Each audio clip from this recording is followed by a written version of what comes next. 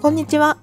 台湾旅行シリーズ2つ目は、台北市内の食べ歩きの様子をお届けします。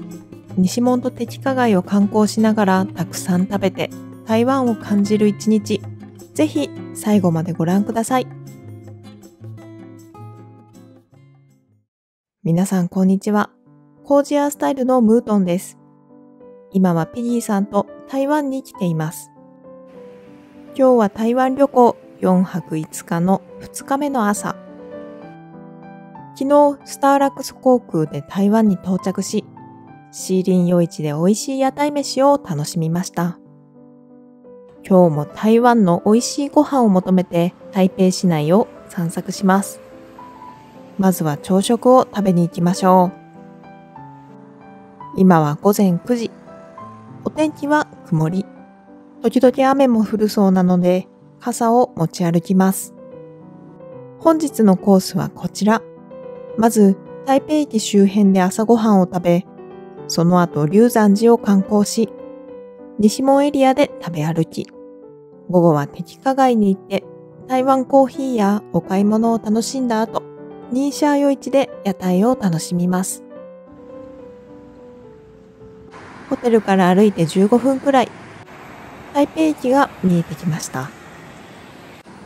台北駅正面の通りにお目当てのお店を発見。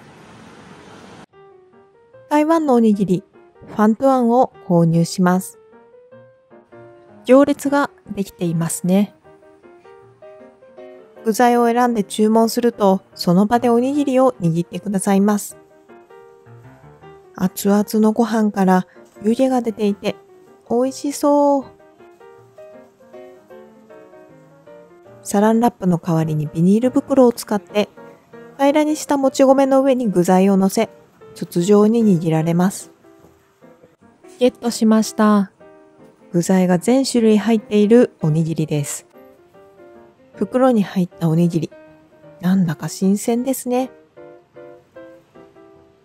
いただきます。中にはヨーティアオという揚げパンと高菜の漬物、海苔と甘じょっぱいふりかけなど本当に具沢山。なんと煮卵も入っていました。日本の三角おにぎり3個分くらいのボリュームで2人でシェアしても食べ応え十分。種類豊富で手軽に食べられる素敵なお店でした。朝ごはんを食べた後は台北駅から MRT に乗って龍山寺駅にやってきました。お寺は改札を出て右にあるようですね。龍山文化クリエイティブベースという施設の中を通っていきましょう。地下の商店街のようなところでまだお店は開いていませんが、天気が悪い日に通れるのがありがたい。突き当たりにあるエスカレーターで登ります。登ってすぐ、龍山寺に到着です。門の装飾がとってもカラフル。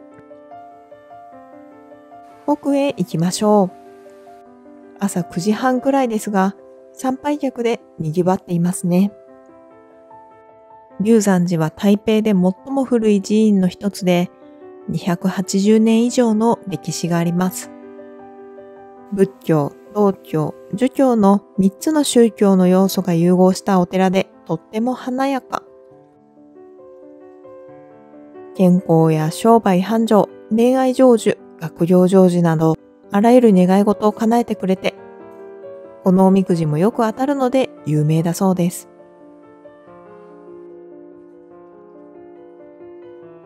願い事がなくても、荘厳で華やかな建築を楽しむのにおすすめです。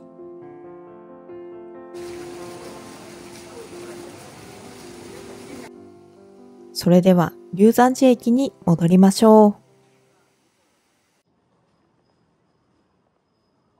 う。MRT に乗って一駅隣の西門へ行きます。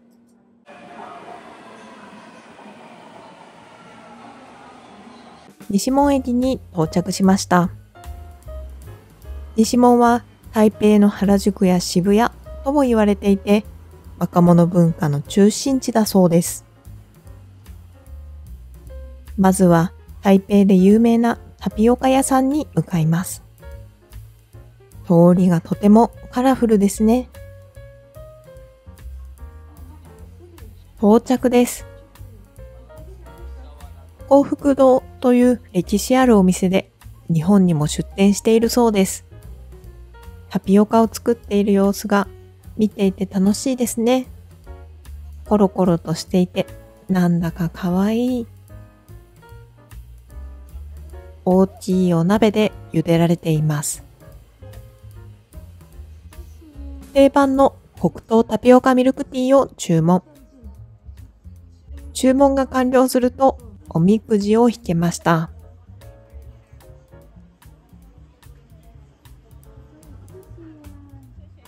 タピオカのステッカー付きです。恐竜のバーナーで上をこんがり炙っていきます。ゲットしました。いただきます。爽やかなアイスミルクティーと温かくてもっちもちのタピオカのバランスが絶妙で美味しい。二人でシェアしても食べ応え十分でした。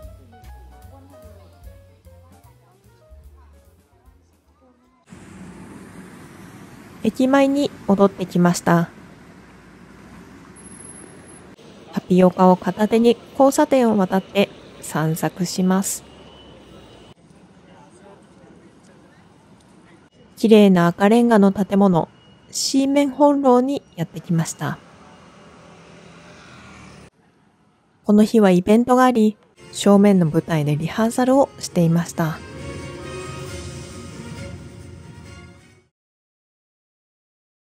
裏に行ってみましょう。ここは LGBTQ フレンドリーなバーやクラブがあります。週末の夜はとても賑わうそうです。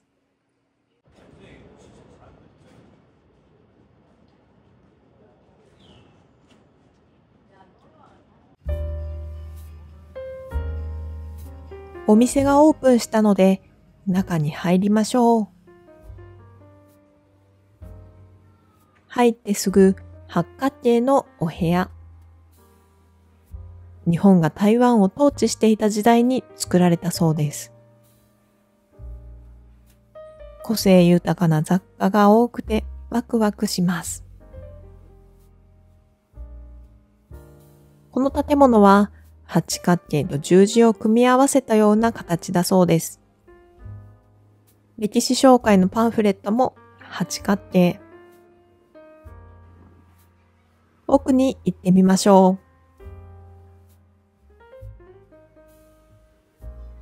う。吹き抜けの2階建てで外の光が差し込む明るい空間。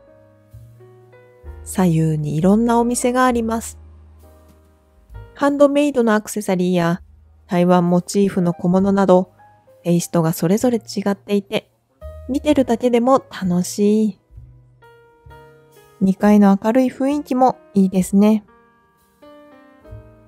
台湾ならではの思い出の品を買うのにぴったりなスポットでした。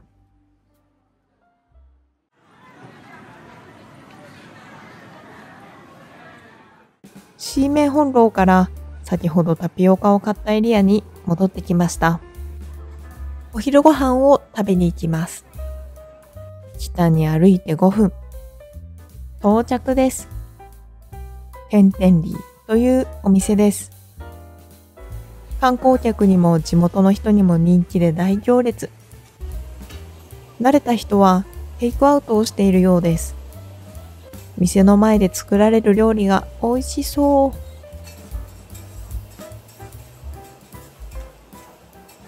列に並んでいる間に紙に記入して注文するルール。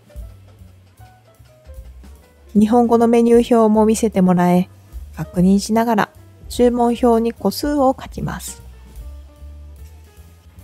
上から大根餅、ルーローハンの目玉焼きのせと魚団子のスープ。回転が早くてせわしない感じです。順番になり店内に案内されました。机の上には調味料が置かれています。お料理を持ってきてくださいました。まずはルーローハン。目玉焼きを潰して黄身と絡めながらいただきます。台湾料理特有の八角の食べにくさがなく、甘辛くてとっても食べやすいお味。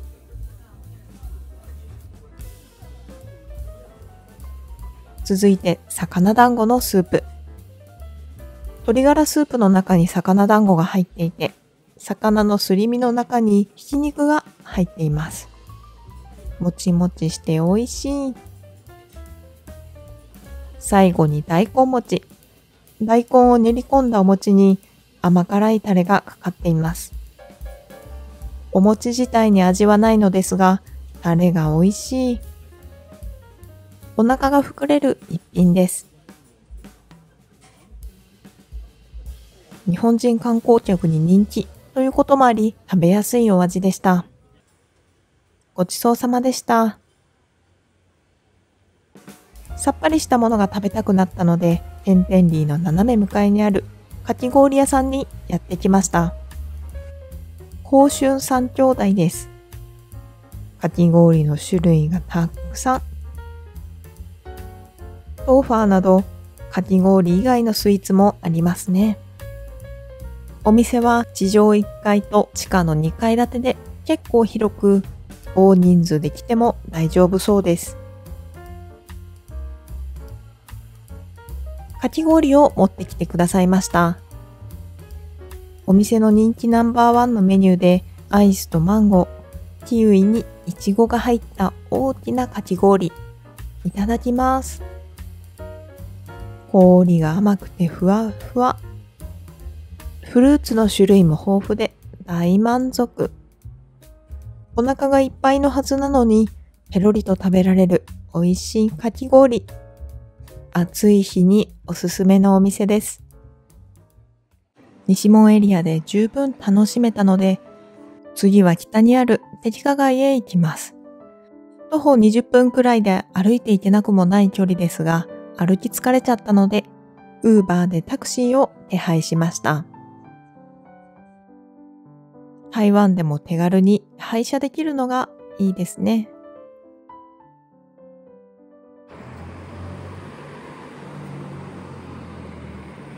台湾コーヒーが飲めるカフェに来ました。森高砂コーヒーです。外観がレトロでいい雰囲気。台北市内にいくつか店舗がありますが、駅課街に近いお店を選びました。店内は木目調で落ち着いた空間。日本語のメニューもあってありがたい。台湾各地のコーヒーがあります。ハンドドリップで丁寧に入れてくださる様子が見ていて心地いいです。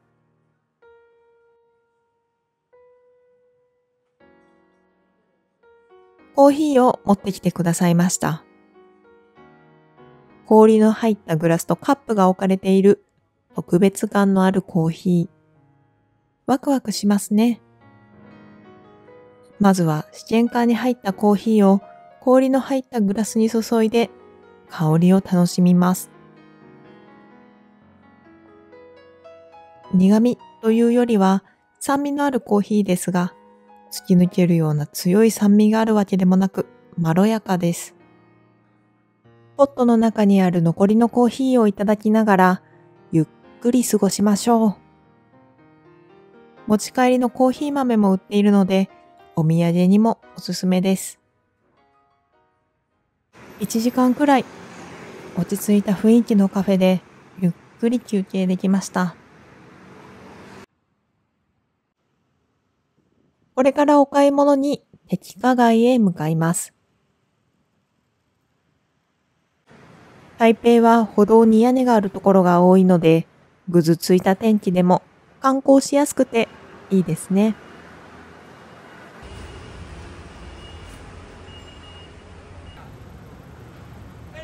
カフェから歩いて3分くらい。敵課街の入り口に到着。敵課街は1850年代に開かれた歴史ある商店街の一つ。中国や日本との貿易が盛んだった場所だそうです。レトロなアーケードの中を歩くだけでワクワクしますね。乾物や漢方薬が有名でお店がたくさん。焼き物のお店もあって、お気に入りの食器を見つけて生活に取り入れるのもいいですね。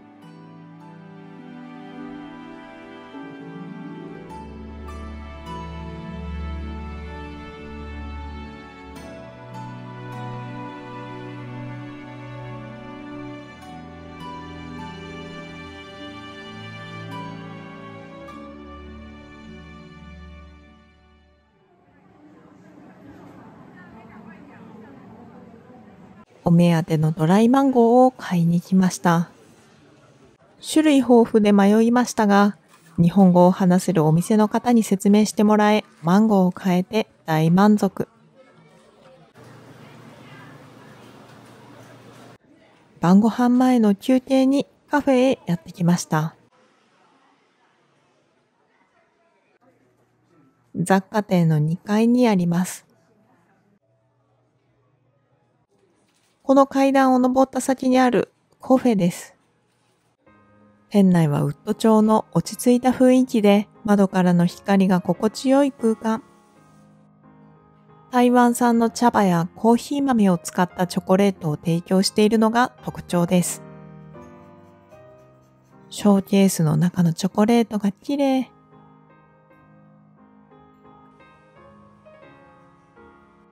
日本語のメニューを見て、スマホでモバイルオーダーするようです。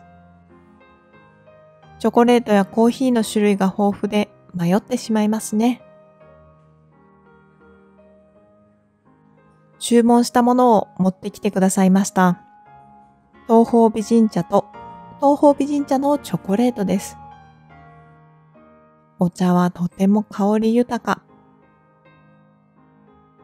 チョコは程よい渋みと甘さを感じられ、とてもまろやかです。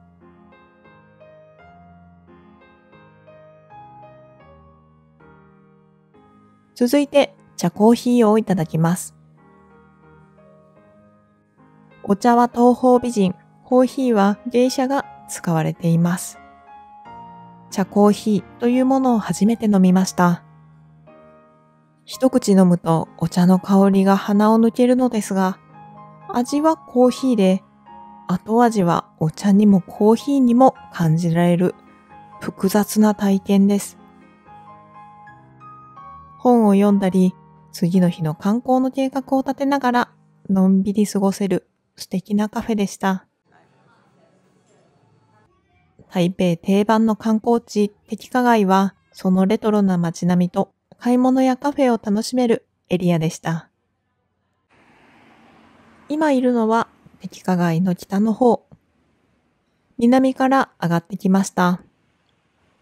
ここから東に少し歩いて、台湾のお茶を買いに行こうと思います。建物の屋根の下をどんどん進みます。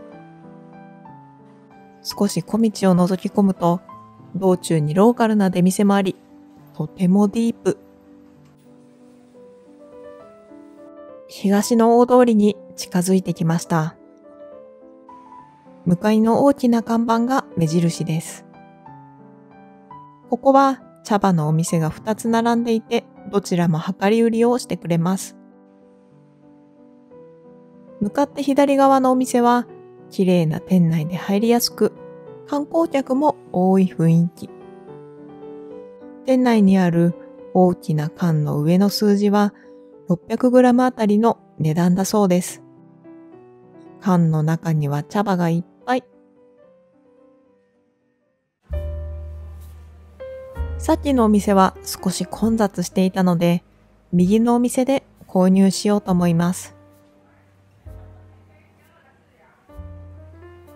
店内は歴史を感じられる雰囲気。地元の方が買いに来ているようでした。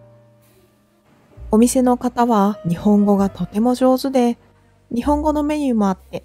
購入する茶葉を選びやすかったです。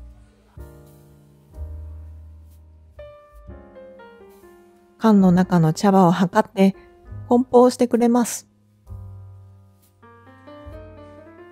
東京ウーロン茶と鉄観音を購入できました。ローカルな体験もしつつ、お土産を買うのにぴったりなお店でした。空も暗くなってきました。一日の締めくくりとして、夜市で晩ご飯を食べましょう。お店から10分くらい歩いたところにある寧夏夜市です。台北三大夜市の一つで、台北市内の観光地からアクセスも良く、コンパクトなことで有名です。夕方5時前ですが、とても賑わっています。最近まで道路工事をしていて屋台が少なかったそうですが、私たちが来た時は工事がほとんど終わっていて、屋台がたくさん出ていました。3つお店をご紹介します。まずはミシュランビブグルマンを獲得したこの屋台でいただきます。開店前なのにお店の前で待つ人がいるほど人気のお店です。蒸し鶏が入っているジーローハンと煮込んだ豚肉が入っているルーローハンが有名だそうです。テイクアウトも選べますが、屋台の横にあるテーブル席でいただきます。日本語のメニューがあってありがたい。注文したジーローハンとルーローハンを持ってきてくださいました。まずはルーローハンからいただきます。白ご飯にトロットロのお肉とタレがダックダク。結構甘めで白ご飯が進む食べやすいお味です。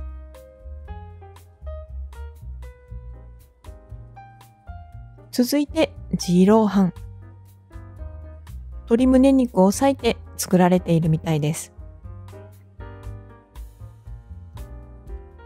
さっぱりとした味わいですが、塩加減がとっても好み。馴染みのある味付けでお箸が進みます。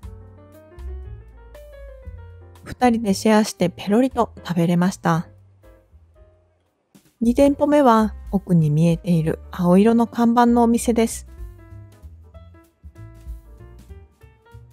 こちらで作られているタロイモボールをいただきます。ここもミシュランビブグルマンを獲得した有名なお店だそうです。一組一人だけ並ぶルールで最低2個購入する必要があります。とても手際よく揚げられていきます。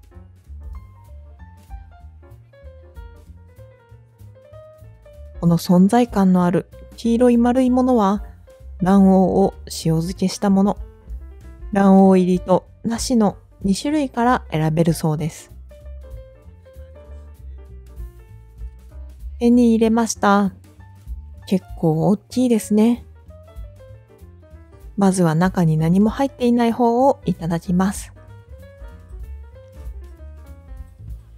熱くてホックホク。タロイモの素朴な甘さがとても美味しいです。卵黄が入っている方もいただきます。卵黄にも火が通っていて、しっかりとした甘さがあり、濃厚でした。最後の屋台はデザートとしてピーナッツアイスクリームロールをいただきます。ピーナッツ飴が削られている様子が見ていて楽しい。削ったピーナッツの上にアイスクリームを乗せて巻いていますね。買えました。むせるほどのピーナッツ飴と濃厚なピーナッツアイス。お口の中はピーナッツでいっぱい。さっぱりするなら自家製アイスにパクチーをトッピングした組み合わせも美味しそうですね。